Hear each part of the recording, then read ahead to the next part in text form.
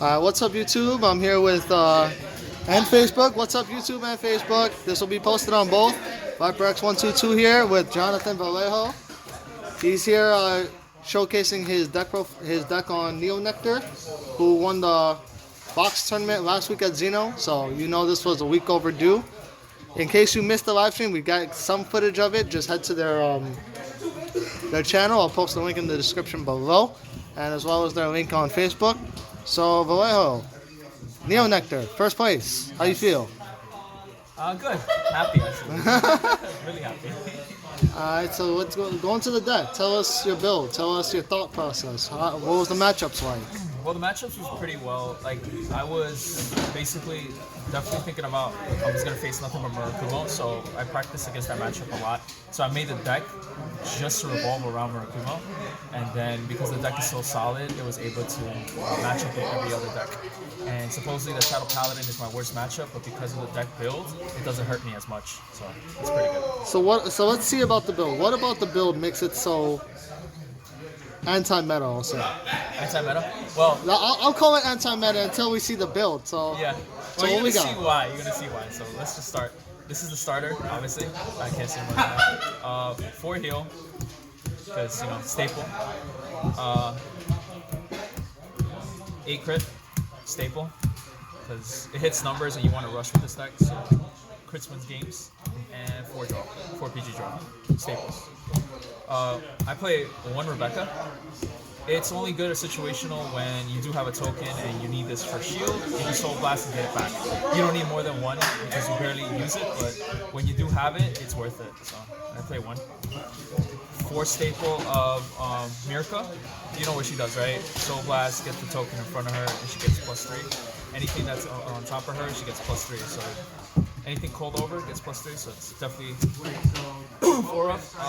4 Corolla Dragon, the power hitter of the deck. You have to play 4. There's no discussion on that. Now, for grade 1s, you say there's no discussion, but I disagree. I've been seeing people like swap out a Corolla for another Rebecca.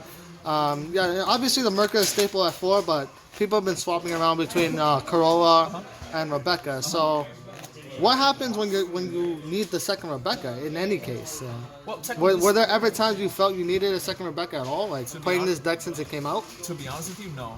No? Like, if you play your board correctly and you guard efficiently, you don't need the other Rebecca. Like I said, the Rebecca at 1 is good because it's only on a situational play when you actually need it. If you don't need it, it's just there as a boost and just a tribute fodder for Cecilia. So you honestly don't need it. You'd rather have Corolla because you want to see this, especially early game, or when you get off of Cecilia's skill. Like, this is the power. Like, this is the deck. This and the other grade 2 makes up the deck. So you need to play 4. That's my discussion. Play 4 of the Fruit Basket Elf. No more said. It creates tokens, and this deck revolves around tokens, so you need tokens. That's play 4. I played 2 of this. I've seen people play 4. I think that's a little bit too much. And honestly, I was thinking about not even playing it, but the only thing is that it has a 10k shield, so it does help. So I guess I could replace Rebecca for this, plus it's an attacker, so it's pretty decent. But it's also the fact that it's a vanilla 10k, so that's the only thing I don't like. The fact that they can just attack it and get rid of it, and you just wasted that card for no reason. Yeah. Kind of a moot point, don't you think? Well, that's the only thing I don't like about it, that it's vanilla. But if you get this off early and you do have this on the board to shield, if they do attack it, let's just say they attack it with a 15k shield, you can have the other interceptor intercept this, and then later on you have a 10k shield for a bigger fly. So it helps here and there, but do you actually need it? Not really. I'll play this at 1 and change it for something else when I get it, but that's basically it. Play 4 of this. Ishriel, the draw card, why not? You want to draw cards in this deck. Play 4 Sylvia, she calls tokens, definitely must. And then this. I play 2 Sunlight Garden Guides. The only reason why I play 2 is because I don't have my 3rd. But this is why I said that I don't have a bad matchup, is because of this card. Everybody says this card sucks, but it does not. It's really good if you know exactly what you're doing with this card. It doesn't hurt when you pop my field. because I have Sunlight Guide. Sunlight Guide is basically another Sylvia, but stronger. Like, so if I have 2 tokens and you call this, she doubles the token. So if you have 2 tokens on her call, even if you ride her on Vanguard, I already have another column to attack. If I don't have anything else. If I cannot commit, I already have a 10-10. 10-15 and maybe a 10. So regardless, I'm still attacking with no commitment from him. So this really helps out a lot. And this is what helps against the Murakumo matchup as well. Because Murakumo basically tries to stun you and attack your rears, but even if you attack the rears, this just generates back more rears. So all their attacks that they're attacking rears just does nothing because this just generates everything for free. So I would play 3. So if you guys get this, definitely play 3. 3 to 4, but 3 is basically what you want. And of course, the 2 spinach advisors. Powerhouse. I was playing it at 3, but I took one out for this just to try it out, and so far it works. I'm not gonna lie. Did I need the other spinach? Yes, a couple of times, but you know, it's fine. Like if you play well with it. Probably after 2 with the other 4 Corolla Dragons works. So. Now, do you feel you ever needed to play 4 spinach instead of 2 or 3? Well, yeah, I was considering like that with Corolla, you know, a full column would hit for a higher number than what normal columns can make. Yeah. Well, I was playing 4 spinach before, but at the time when I was looking at the deck when I got these, I was looking at you don't need spinach that much because you have a Corolla. Like, the part of this deck is that it doesn't lack attackers, it lacks boosters. This is the part of the deck. Like, you have to understand that this deck doesn't lack no attacks, it's just a lack attack boosters. So when the Corolla is there, and if you don't pop my field, the Corolla is there forever. So you want to see, that's why I say you want to see 4. And even if you get off of the skill, it's still going to be a high attacker. And if you kill a Corolla Dragon, so what? You kill a Corolla Dragon. But I still have my other 2 in the backfield, you get me? So if you kill this is, put it this way, I put it as, this is bait. So if I get this early game and I'm rushing you, you're gonna hit this, and if I have another Corolla or if I have this combo, I'm gonna let it go. So this is just bait. So that's why I saw it could be at 2. Would I play it at 3? If I could find space, but for right now, 2 is fine, and definitely play 3 of this. And then basic 3 grade lineup is 1 Maiden, called tokens, 2 tomatoes. I don't play more than 2 because 3, I don't want to ride this first. I'd rather ride this or these first. I definitely don't want to ride tomato first, but if I have to, then I have to. But 2 is good because you only want to see it for the effect to draw and just the effect to tribute and get off tokens. But that's when you have like that aggressive turn to push for a column base, that's when you do it. So 2 is fine with that. And then the final thing, for Sicilian. The babe of the deck, the one that does everything. Simple Neo Nectar build. Now, there are some players that don't like the idea of having tomato in the deck. So, what are your thoughts on that? Because seeing some players don't play it, like this deck is extremely flexible to how the player wants it, and the fact that some people don't like tomato and it seems to work out with them. How does it work out with you? Because I see you're only running 7 grade 3s in total, as opposed to like what is the normal 8. Yes. So, what is your thoughts on that? Okay, so basically, like I said, you don't want to ride this first. That's why I'm running this at 2, because this is only good off of the skills you can draw. And I'm basically putting the 7 grade 3 because you want a perfect ride as much as possible. You want her to be your perfect ride or her to be your first ride. And then after that, the grade 3s will come out. Later on in the mid game, sometimes you draw into too many grade 3s and then you won't have any shield. And that's what I was afraid of the most, because other decks that can read that can actually just, beat me with that. So that's why I'd rather not have 8, because I don't want to get stuck. Yeah, I don't. If I G assist, I'd rather G assist, because even if I G assist, I get to definitely see what I have in the deck, and then it'll be easier for me to get the rest of the grade 3s. You understand? So if I ride this first, I'm pretty much in a disadvantage. Even though I draw a card, I can't put that much pressure as would be Sylvia or Maiden. So that's why this at 2 is good. And then, like I said, just a 7, I feel like it's just more consistent. It's funny, but it's true. It's just much more consistent. The other fact is that you don't run Kaiven. So you chose Kaiven. This, the one that doubles the tokens, right? No, the one that It's gains power +5 for every token. Yeah, so it seems like you took a preference over the 10k interceptors over the Kaiven. Yeah.